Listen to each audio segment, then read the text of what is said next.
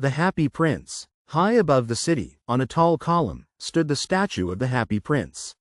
He was gilded all over with thin leaves of fine gold. For eyes he had 2 bright sapphires, and a large red ruby glowed on his sword hilt. He was very much admired indeed. "He is as beautiful as a weathercock," remarked one of the town councillors who wished to gain a reputation for having artistic tastes. "Only not quite so useful," he added, fearing lest people should think him unpractical, which he really was not. "Why can't you be like the Happy Prince?" asked a sensible mother of her little boy who was crying for the moon. "The Happy Prince never dreams of crying for anything. I am glad there is someone in the world who is quite happy," muttered a disappointed man as he gazed at the wonderful statue. "He looks just like an angel," said the charity children as they came out of the cathedral in their bright scarlet cloaks and their clean white pinafores. "How do you know?" said the mathematical master. "You have never seen one." "Ah, but we have, in our dreams," answered the children, and the mathematical master frowned and looked very severe, for he did not approve of children dreaming. One night there flew over the city a little swallow. His friends had gone away to Egypt 6 weeks before, but he had stayed behind, for he was in love with the most beautiful reed. He had met her early in the spring as he was flying down the river after a big yellow moth, and had been so attracted by her slender waist that he had stopped to talk to her. "Shall I love you?" said the swallow, who liked to come to the point at once, and the reed made him a low bow. So he flew round and round her, touching the water with his wings, and making silver ripples. This was his courtship, and it lasted all through the summer. "It is a ridiculous attachment," twittered the other swallows. "She has no money, and far too many relations," and indeed the river was quite full of reeds. Then, when the autumn came, they all flew away. After they had gone he felt lonely, and began to tire of his lady love. "She has no conversation," he said, "and I am afraid that she is a coquette, for she is always flirting with the wind." And certainly, whenever the wind blew, the reed made the most graceful curtsies. "I admit that she is domestic," he continued, "but I love traveling, and my wife, consequently, should love traveling also. Will you come away with me?" he said finally to her. But the reed shook her head, she was so attached to her home. "You have been trifling with me," he cried. "I am off to the pyramids. Goodbye," and he flew away. All day long he flew, and at night time he arrived at the city. "Where shall I put up?" he said. "I hope the town has made preparations." Then he saw the statue on the tall column. "I will put up there," he cried. It is a fine position, with plenty of fresh air. So he alighted just between the feet of the Happy Prince. "I have a golden bedroom," he said softly to himself as he looked round, and he prepared to go to sleep, but just as he was putting his head under his wing a large drop of water fell on him. "What a curious thing," he cried. "There is not a single cloud in the sky, the stars are quite clear and bright, and yet it is raining. The climate in the north of Europe is really dreadful."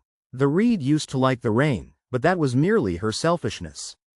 Then another drop fell. "What is the use of a statue if it cannot keep the rain off?" he said. "I must look for a good chimney pot," and he determined to fly away. But before he had opened his wings, a third drop fell, and he looked up, and saw, what did he see? The eyes of the Happy Prince were filled with tears, and tears were running down his golden cheeks. His face was so beautiful in the moonlight that the little swallow was filled with pity. "Who are you?" he said. "I am the Happy Prince." "Why are you weeping then?" asked the swallow. "You have quite drenched me." "When I was alive and had a human heart," answered the statue, "I did not know what tears were, for I lived in the palace of Sans Souci, where sorrow is not allowed to enter. In the daytime I played with my companions in the garden, and in the evening I led the dance in the great hall." Round the garden ran a very lofty wall, but I never cared to ask what lay beyond it. Everything about me was so beautiful. My courtiers called me the Happy Prince, and happy indeed I was, if pleasure be happiness. So I lived, and so I died.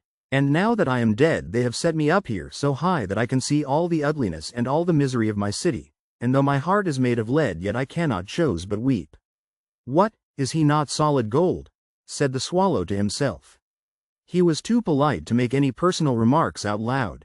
"Far away," continued the statue in a low musical voice, "far away in a little street there is a poor house. One of the windows is open, and through it I can see a woman seated at a table.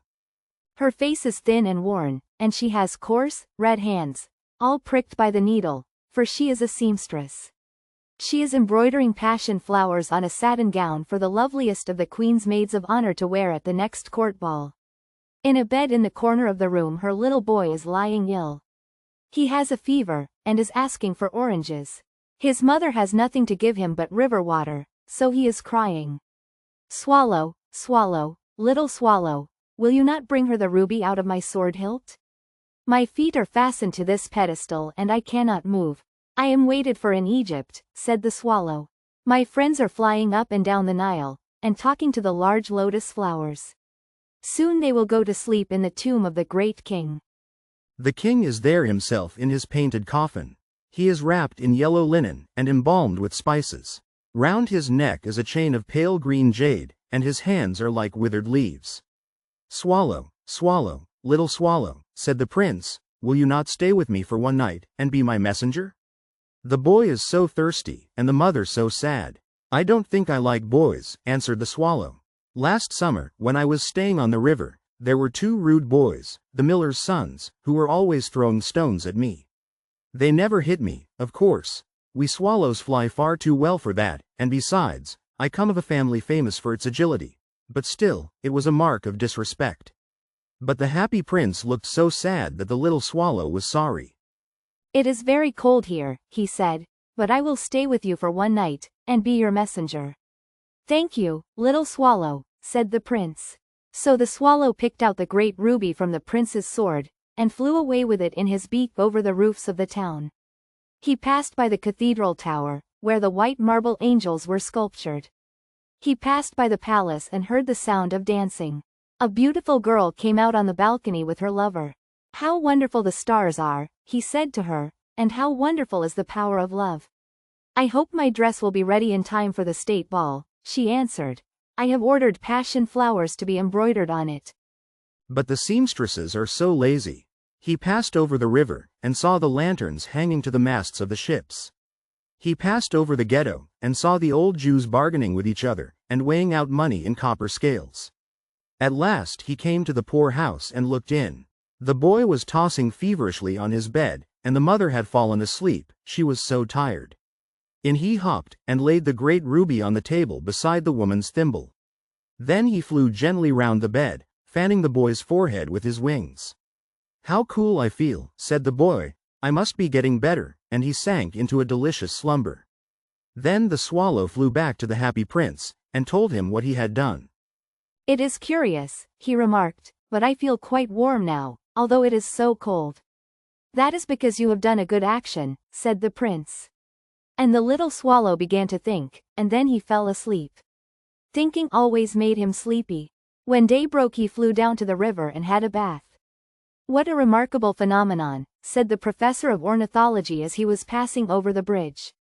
A swallow in winter, and he wrote a long letter about it to the local newspaper. Everyone quoted it, it was full of so many words that they could not understand. Tonight I go to Egypt, said the swallow, and he was in high spirits at the prospect. He visited all the public monuments, and sat a long time on top of the church steeple. Wherever he went the sparrows chirruped, and said to each other, what a distinguished stranger, so he enjoyed himself very much. When the moon rose he flew back to the happy prince. Have you any commissions for Egypt? He cried, I am just starting. Swallow, swallow, little swallow, said the prince, will you not stay with me one night longer? I am waited for in Egypt, answered the swallow. Tomorrow my friends will fly up to the second cataract. The river horse couches there among the bulrushes, and on a great granite throne sits the god Memnon. All night long he watches the stars, and when the morning star shines he utters one cry of joy, and then he is silent. At noon the yellow lions come down to the water's edge to drink. They have eyes like green barrels, and their roar is louder than the roar of the cataract. Swallow, swallow, little swallow, said the prince, far away across the city I see a young man in a garret. He is leaning over a desk covered with papers, and in a tumbler by his side there is a bunch of withered violets. His hair is brown and crisp, and his lips are red as a pomegranate, and he has large and dreamy eyes. He is trying to finish a play for the director of the theater, but he is too cold to write any more. There is no fire in the grate, and hunger has made him faint. I will wait with you one night longer, said the swallow, who really had a good heart. Shall I take him another ruby? Alas, I have no ruby now, said the prince. My eyes are all that I have left. They are made of rare sapphires, which were brought out of India 1,000 years ago. Pluck out one of them and take it to him. He will sell it to the jeweler, and buy food and firewood, and finish his play. Dear prince, said the swallow, I cannot do that, and he began to weep. Swallow, swallow, little swallow, said the prince, do as I command you. So the swallow plucked out the prince's eye, and flew away to the student's garret. It was easy enough to get in, as there was a hole in the roof. Through this he darted, and came into the room. The young man had his head buried in his hands, so he did not hear the flutter of the bird's wings, and when he looked up he found the beautiful sapphire lying on the withered violets. I am beginning to be appreciated, he cried. This is from some great admirer. Now I can finish my play, and he looked quite happy. The next day the swallow flew down to the harbor. He sat on the mast of a large vessel and watched the sailors hauling big chests out of the hold with ropes. Heave ahoy, they shouted as each chest came up. I am going to Egypt, cried the swallow, but nobody minded, and when the moon rose he flew back to the happy prince. I am come to bid you goodbye, he cried. Swallow, swallow, little swallow, said the prince, will you not stay with me one night longer? It is winter, answered the swallow, and the chill snow will soon be here. In Egypt the sun is warm on the green palm trees, and the crocodiles lie in the mud and look lazily about them. My companions are building a nest in the temple of Baalbek, and the pink and white doves are watching them, and cooing to each other. Dear prince, I must leave you, but I will never forget you, and next spring I will bring you back 2 beautiful jewels in place of those you have given away. The ruby shall be redder than a red rose, and the sapphire shall be as blue as the great sea. In the square below, said the happy prince, there stands a little match girl. She has let her matches fall in the gutter, and they are all spoiled. Her father will beat her if she does not bring home some money, and she is crying. She has no shoes or stockings, and her little head is bare. Pluck out my other eye, and give it to her, and her father will not beat her. I will stay with you one night longer, said the swallow, but I cannot pluck out your eye. You would be quite blind then. Swallow, swallow, little swallow, said the prince, do as I command you. So he plucked out the prince's other eye, and darted down with it. He swooped past the match girl, and slipped the jewel into the palm of her hand. What a lovely bit of glass, cried the little girl, and she ran home, laughing. Then the swallow came back to the prince. You are blind now, he said, so I will stay with you always. No, little swallow, said the poor prince, you must go away to Egypt. I will stay with you always, said the swallow, and he slept at the prince's feet. All the next day he sat on the prince's shoulder, and told him stories of what he had seen in strange lands. He told him of the red ibises, who stand in long rows on the banks of the Nile, and catch goldfish in their beaks, of the Sphinx, who is as old as the world itself, and lives in the desert, and knows everything, of the merchants, who walk slowly by the side of their camels, and carry amber beads in their hands, of the king of the mountains of the moon, who is as black as ebony, and worships a large crystal, of the great green snake that sleeps in a palm tree, and has 20 priests to feed it with honeycakes, and of the pygmies who sail over a big lake on large flat leaves, and are always at war with the butterflies. Dear little swallow, said the prince, you tell me of marvelous things, but more marvelous than anything is the suffering of men and of women. There is no mystery so great as misery. Fly over my city, little swallow, and tell me what you see there. So the swallow flew over the great city, and saw the rich making merry in their beautiful houses, while the beggars were sitting at the gates. He flew into dark lanes, and saw the white faces of starving children looking out listlessly at the black streets. Under the archway of a bridge 2 little boys were lying in one another's arms to try and keep themselves warm. How hungry we are, they said. You must not lie here, shouted the watchman, and they wandered out into the rain. Then he flew back and told the prince what he had seen. I am covered with fine gold, said the prince, you must take it off, leaf by leaf, and give it to my poor. The living always think that gold can make them happy. Leaf after leaf of the fine gold the swallow picked off, till the happy prince looked quite dull and grey. Leaf after leaf of the fine gold he brought to the poor, and the children's faces grew rosier, and they laughed and played games in the street. "We have bread now," they cried. Then the snow came, and after the snow came the frost. The streets looked as if they were made of silver, they were so bright and glistening. Long icicles like crystal daggers hung down from the eaves of the houses. Everybody went about in furs, and the little boys wore scarlet caps and skated on the ice. The poor little swallow grew colder and colder, but he would not leave the prince, he loved him too well. He picked up crumbs outside the baker's door when the baker was not looking and tried to keep himself warm by flapping his wings. But at last he knew that he was going to die.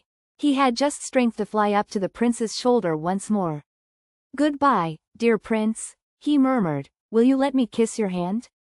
"I am glad that you are going to Egypt at last, little swallow," said the prince, "you have stayed too long here." "But you must kiss me on the lips, for I love you." "It is not to Egypt that I am going," said the swallow. "I am going to the house of death. Death is the brother of sleep, is he not?" And he kissed the happy prince on the lips, and fell down dead at his feet.